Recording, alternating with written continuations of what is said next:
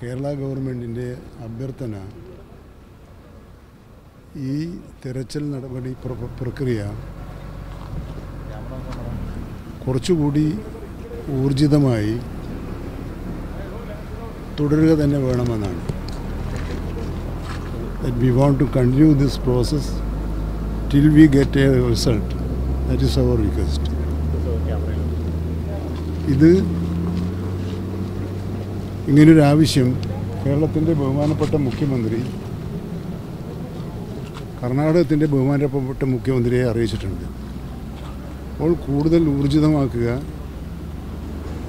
തിരച്ചിൽ പ്രക്രിയ തുടരുക, ഈ രണ്ടാവശ്യമാണ് നമുക്കുള്ളത്. ഒരു ഫലപ്രാപ്തിയിലെത്തുന്നത് വരെ അത് നടക്കണം എന്നാണ് ഞങ്ങളുടെ എല്ലാ ആഗ്രഹം. ആ അഭ്യർത്ഥന ഞങ്ങളിവിടെ ആവർത്തിക്കുകയാണ്. ഇതാണ് ഞങ്ങൾക്ക് പറയാനുള്ളത്. ഇന്നും കുറേയേറെ ശ്രമങ്ങൾ നടക്കുന്നുണ്ട്. ചില ശ്രമങ്ങൾ നടത്തുന്നതിനുള്ള ആലോചനകളാണ് ജില്ലാ ഭരണകൂടവും മറ്റു നേതൃത്വം ചെയ്യുന്നത്. ഇവിടുത്തെ MLA ഫലപ്രദമായി ഇടപെടുന്നുണ്ട്. അദ്ദേഹത്തിന് കുറേ പുതിയ നിർദ്ദേശങ്ങളുണ്ട്. ആ നിർദ്ദേശങ്ങൾ കൂടി I think he is thinking of bringing a dredger, isn't it? No. It is a pokelane. No. Okay. Barge-mounted pokelane. Barge-mounted pokelane, but only the hitch is sea mouth and that railway bridge underpass. Railway bridge underpass height of the water is 5 meters from the 0 point. Now we have to check. I have already given the intimation to 3-4 people. Particularly maximum 5-meter height one barge along with the pokelane. If we are getting that, then nothing to worry on this. That we are trying. I have given the intimation to Bombay and Cochin and Goa shipyard also. That the contractor will tell us any possibilities there. ഈ പ്രശ്നം പരിഹരിക്കുന്നതിന് വേണ്ടിയുള്ള വിവിധ മാർഗങ്ങളെക്കുറിച്ച് ആലോചിക്കുകയാണ്.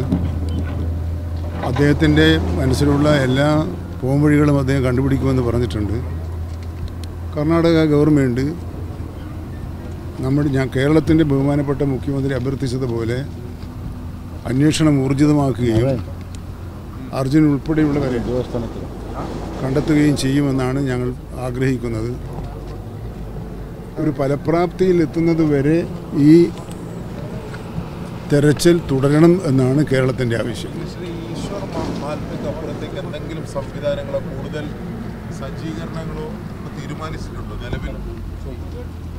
അല്ല, അതാണല്ലോ MLA പറഞ്ഞല്ലോ. ഇങ്ങനെ എന്ന് പറഞ്ഞാൽ സാധ്യതകൾ ആരായുകയാണ്.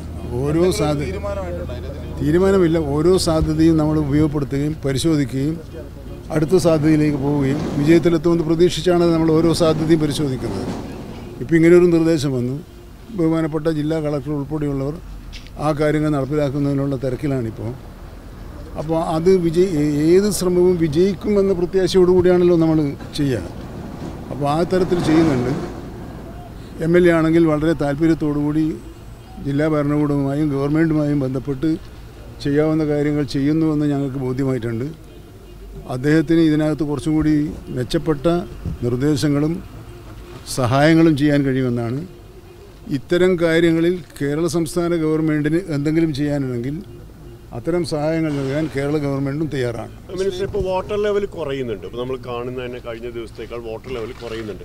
അപ്പോൾ നേരത്തെ ഇദ്ദേഹം പറഞ്ഞ ആ സംവിധാനം കൂടി കൊണ്ടുവരുമ്പോൾ അത് കുറച്ചുകൂടി വേഗത്തിൽ ഡ്രഡ്ജ് ചെയ്ത് കഴിയാൻ പറ്റും. അതാണല്ലോ ഞാനിവിടെ പറഞ്ഞത്.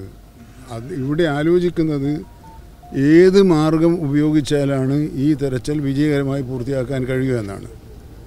നിരവധി നിർദ്ദേശങ്ങൾ ഉയർന്നു വന്നിട്ടുണ്ട്. ഉയർന്നു വന്ന എല്ലാ നിർദ്ദേശങ്ങളും ഒന്നും തള്ളിക്കളയാതെ അത് ഓരോന്നോരോന്നായി പരിശോധിക്കാനും പരീക്ഷിക്കാനുമാണ് കർണാടക ഗവൺമെൻറ്റും ജില്ലാ ഭരണകൂടവും ശ്രമിച്ചുകൊണ്ടിരിക്കുന്നതെന്നാണ് ഞങ്ങൾ മനസ്സിലാക്കിയിട്ടുള്ളത്.